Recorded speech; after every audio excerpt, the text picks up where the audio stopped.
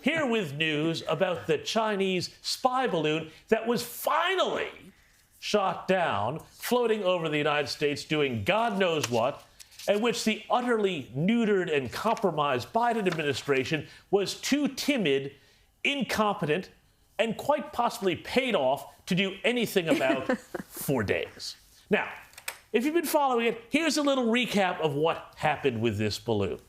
On Friday, a giant Chinese spy balloon, presumably launched by the People's Liberation Army or some other Beijing intelligence outfit, was sighted over the American Midwest, with all sorts of equipment and cameras and God knows what else hanging off it to scoop up as much data, information, and signal intelligence as it could.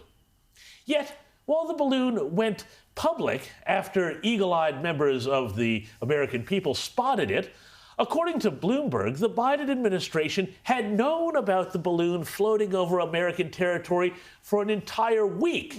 First hearing about it on the 28th of January. But gosh, they didn't tell anyone because they were hoping no one would look up from their phones and notice. But once people did figure out what was going on, it became a PR nightmare for the Pentagon, which had to come clean about the Chinese, what the Chinese called a wayward weather balloon. Yeah, right, in American airspace.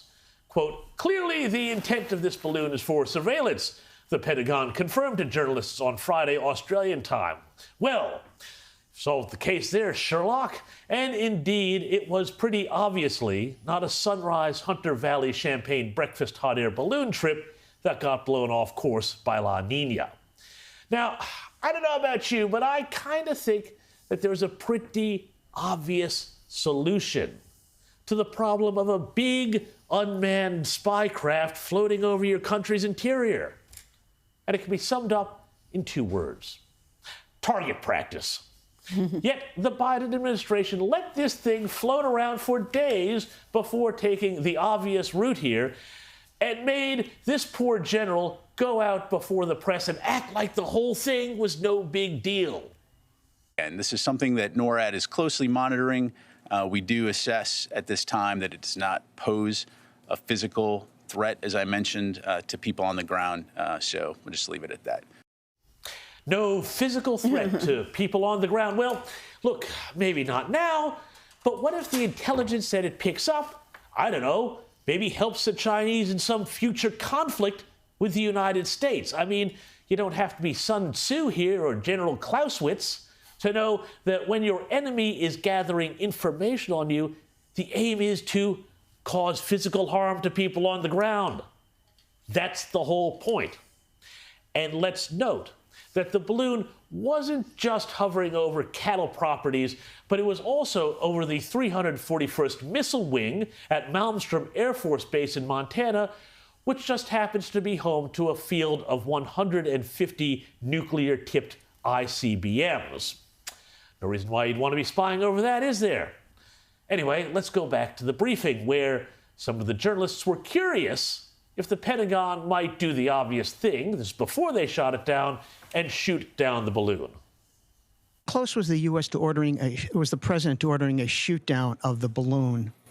Yeah, so again, I'm not going to get into internal discussions within the White House. Again, right now we assess that there is no threat, a physical threat or military threat to people on the ground. So we're continuing to monitor, and we'll just leave it at that. Seriously, the balloon was floating over plains and cornfields, and the chances the wreckage would come down and crush a tour group enjoying the spectacles of the World Museum of Mining in Butte, Montana, was about as high as Chris Bowen getting up tomorrow morning to announce Australia is going nuclear. But nevertheless, all of this risk calculation went without taking into account what could be learned by finding out what the Chinese had loaded up on this balloon by bringing it down to Earth. I mean, look, I watched this poor general go around the traps on this for half an hour, and after a little while, I began to feel sorry for him. I mean, imagine being a career officer. You've spent your entire career rising to the rank of general. You're sworn to defend your country, and your president has sent you out to defend not shooting down a balloon that is illegally over your territory, spying on your nation. Yesterday, a senior defense official said that the intelligence gathering capability of this balloon would be no better than any Chinese satellite in a low Earth orbit. If that's the case, why would Beijing go through the trouble and expense to send this balloon on such a journey?